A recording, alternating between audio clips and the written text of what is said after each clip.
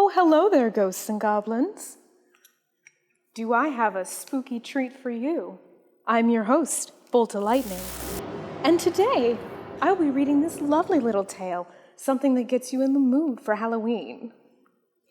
This is The Legend of Halloween by David Gordon Green and Honor Takal. Ooh, I've got goosebumps already.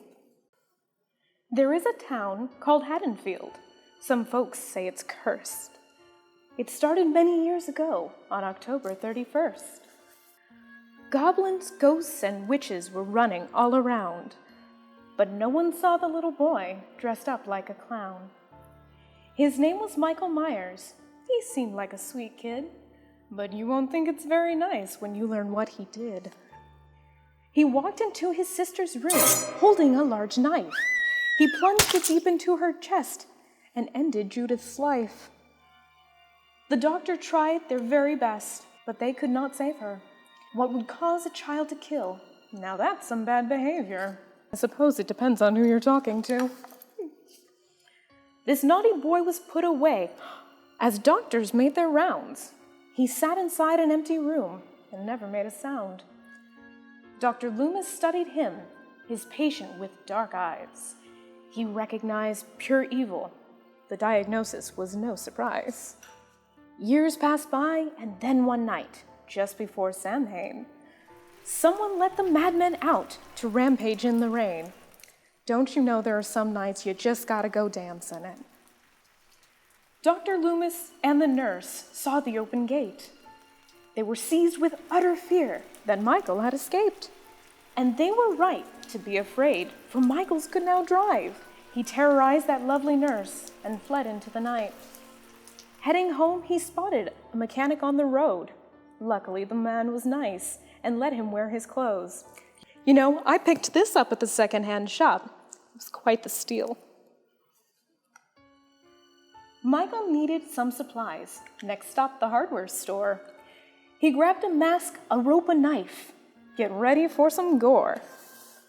Now this is my kind of story.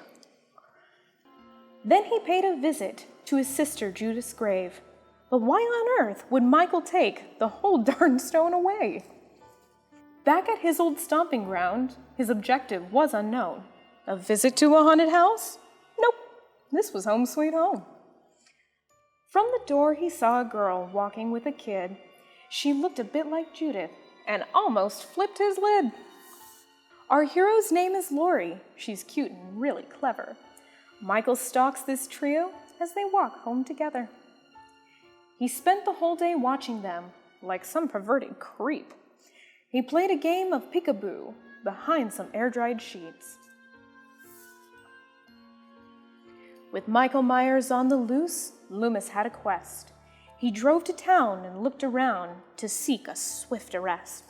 You know, some people belong in handcuffs and some people don't. The time had come for trick-or-treats, makeup, masks, and capes. But no one saw the crazy man with the scary shape.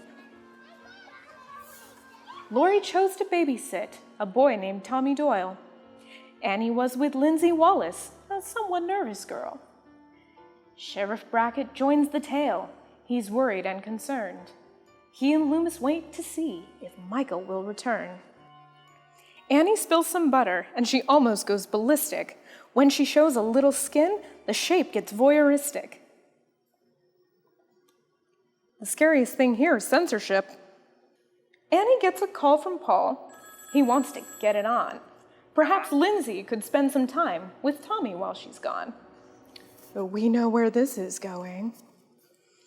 Annie grabs the car keys, sits down and starts the engine.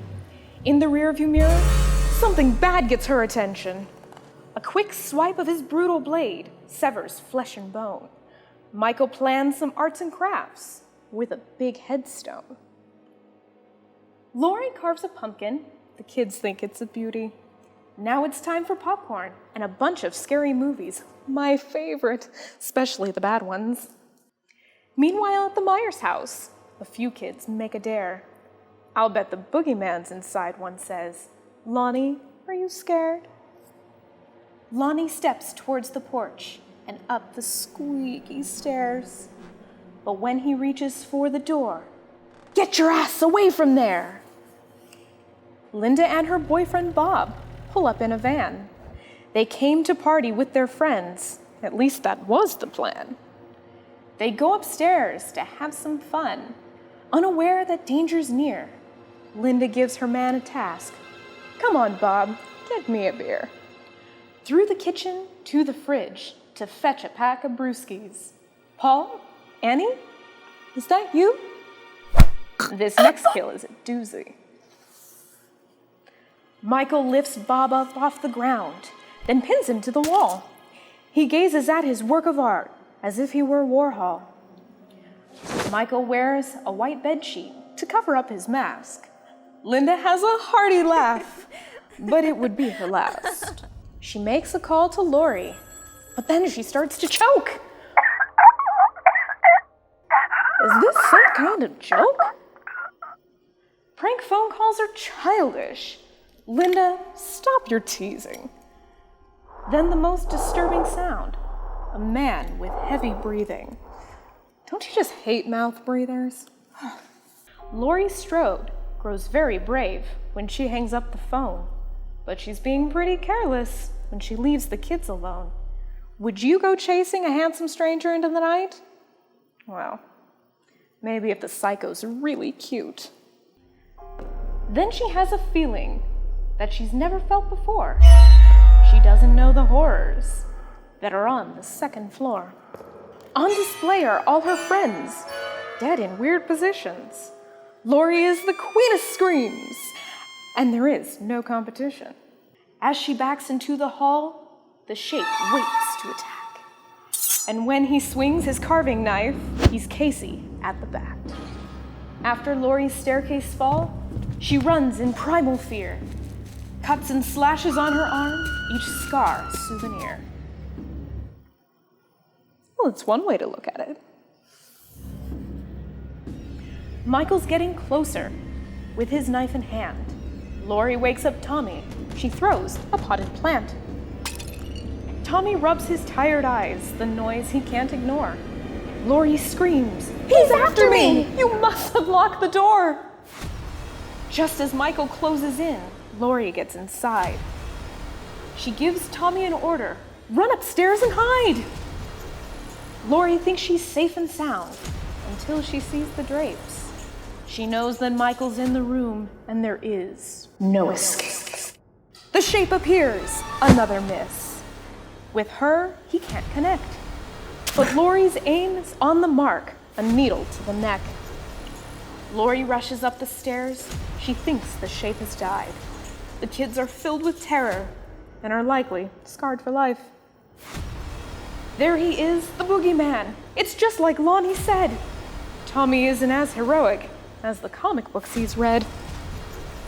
She tells the kids to go get help and sends them down the street.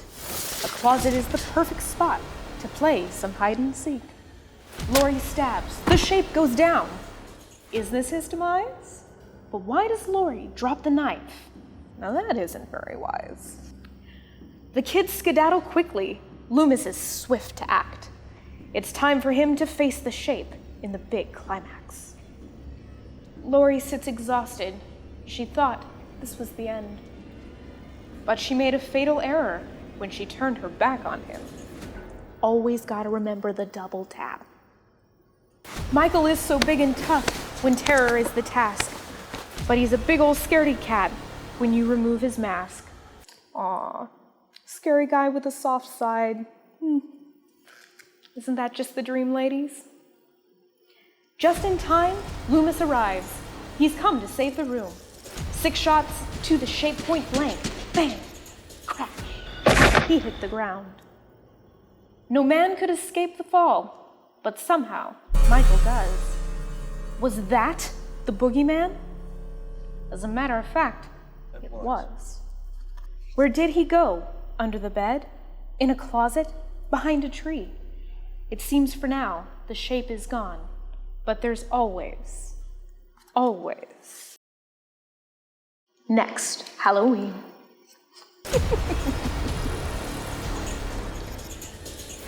Well, that's all we have for tonight, ghouls. Beware of that which bumps in the night.